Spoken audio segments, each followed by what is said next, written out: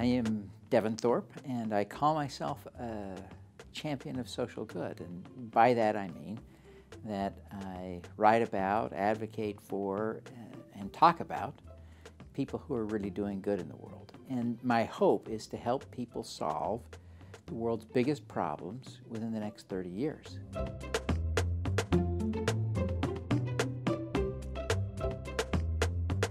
When I was 11 years old, back in 1976, there was a dam near the town of Rexburg, Idaho. I was living in Salt Lake City, which is about 300 miles away. This dam failed, and it flooded, damaged or destroyed about 80% of the structures in Rexburg. And so people from communities all around the West visited Rexburg that summer to help people dig the muck and mud out of their basements. And one day that summer, my dad came to me and said, "Devin, I'm going to go. Will you come with me?"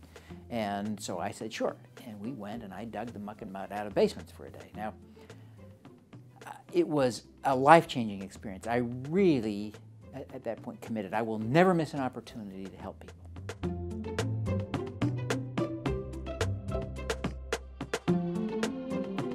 I was writing a book back in 2012 called Your Mark on the World, and one of the people that I profiled in this book, which included a lot of stories of people who are doing good in the world. One of them was a fellow who had launched a crowdfunding site.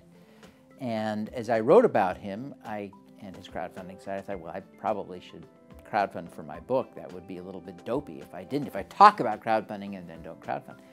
And then later on, I wrote another book about crowdfunding and actually crowdfunded for that book as well. So that's kind of how I got started with it.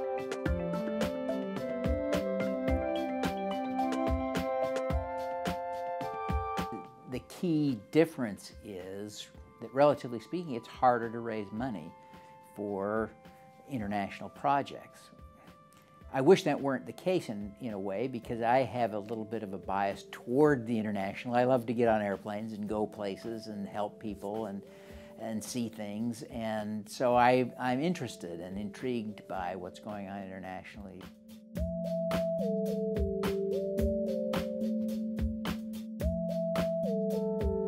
That was one of the great things about this group, is that they absolutely understand the need for what I was talking about with respect to crowdfunding. And so they were taking great notes, they were engaged, they were asking the right questions, they are ready to go do some crowdfunding. In fact, one of them, Justin, I think, is literally in the middle of a crowdfunding campaign right now. And so he grabbed me after my speech and said, "Well, here's my page, what can I do?" And so I was able to give him some very direct, specific pointers on how he can maximize the opportunity he's got now that he's in the middle of a crowdfunding campaign, to maximize what he can do over the next 3 weeks before it ends. So.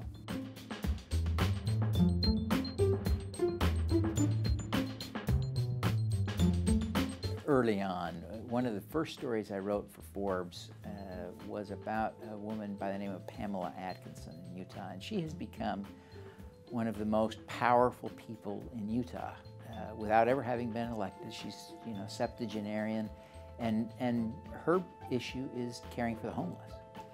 And she has been such a powerful advocate for the homeless that she has become an advisor to the last 5 governors in a row. Very influential woman, and one of the things that she taught me about this is to always put people above principles, and to therefore treat people with respect. And so it's allowed her to work with people across a political spectrum, to be advisors, to be the advisor to multiple governors in a row in succession, to work with the legislature in Utah, both sides of the aisle.